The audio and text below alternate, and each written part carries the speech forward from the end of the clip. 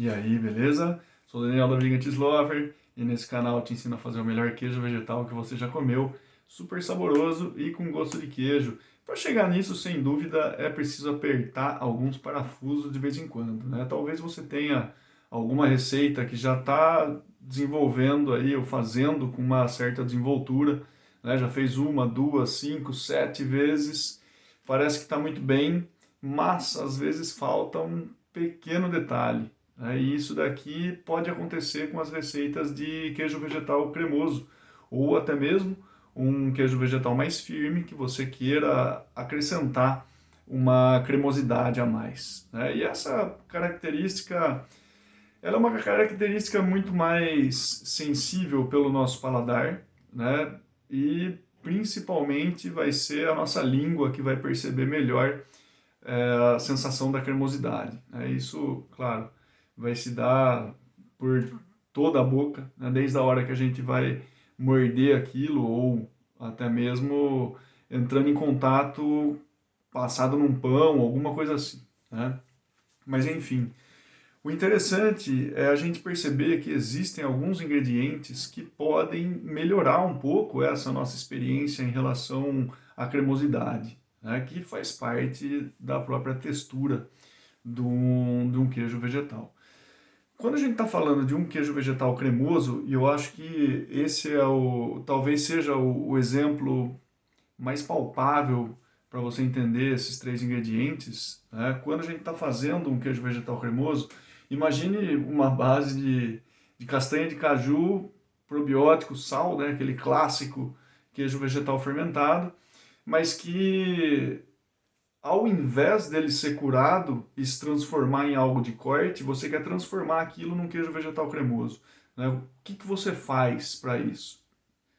Pensa 2 segundos que eu já respondo. Então, quando você vai fazer essa transformação, você vai acrescentar água normalmente, né? Porque aquela castanha de caju, para ela ficar um pouco mais cremosa ou mais macia, mais lisa, não sei qual o termo mais adequado que você utilizaria, mas acrescentando-se água, né, aquilo ali sim vai ficar mais fácil de você esparramar num pão ou fazer alguma coisa do gênero, né? Então, normalmente a água que é acrescentada. Porém, é aí que alguns ingredientes eles entram para poder promover uma maior cremosidade, né? Para dar uma sensação maior, né, por algum lado, de untuosidade, vamos dizer assim.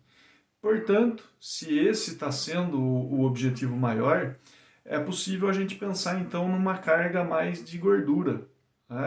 A própria gordura ela pode trazer essa sensação de cremosidade também. E é por isso que, por exemplo, um triturado com castanha de caju, ele parece ser mais cremoso do que um triturado com semente de girassol, por exemplo, né? Ou é, castanha, sei lá, uma amêndoa, alguma coisa assim, né? Porque a castanha de caju ela tem uma presença de gordura na relação com outros macronutrientes que faz com que a gente sinta essa cremosidade a mais da castanha de caju. Porém, se a gente quer aumentar um pouco essa experiência, a gente aumenta a carga de gordura. E aí, o primeiro ingrediente que pode promover essa cremosidade a mais acaba sendo os óleos. Ele sim traz esse aporte de gordura. Não só, mas esse é o primeiro ingrediente que a gente pode ter em mente. Agora, que tipo de óleo, né? Deixa eu só abrir um parênteses em relação ao óleo.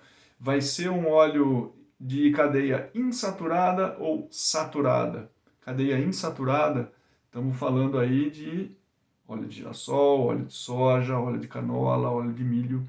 Cadeia saturada, óleo de coco, óleo de palmiste. Então, qual desses dois grupos que a gente usaria? Para ter essa cremosidade num queijo vegetal cremoso, é mais interessante que seja um óleo de cadeia insaturada, né? Óleo de milho, de girassol, de soja, esse tipo de óleo, porque ele não vai ficar sólido com a baixa temperatura. Essa que é a grande característica. Se você coloca um óleo de coco, aquele queijo vegetal cremoso, ele pode ter essa sensação de untuosidade, mas ele vai ficar um pouco mais firme, vamos dizer assim.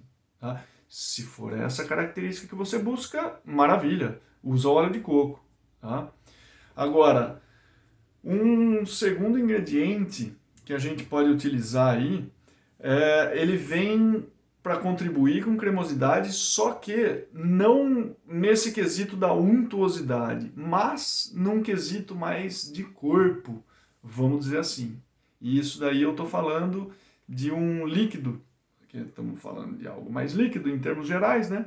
Que não a água, mas ele é um líquido que tem essa característica um pouco mais de espessante, que é a aquafaba, ou seja, aquela água de cozimento do grão de bico. Tá? Ah, mas não vai dar gosto de grão de bico? Não é para dar, porque primeiro, a quantidade não vai ser absurda que vai estar sendo utilizada ali.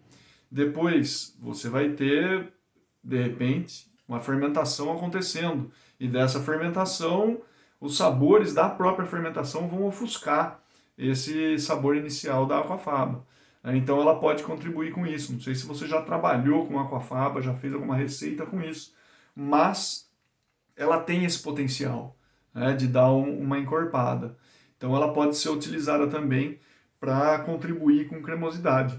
E depois, um terceiro ingrediente acaba sendo o próprio queijo, o próprio leite vegetal. Porque ao invés então de você deixar o seu queijo vegetal cremoso a partir da introdução de água, porque a água, o que ela vai ter de nutriente, de macronutriente, o que ela vai ter de gordura, de proteína, né? A água não tem nada disso.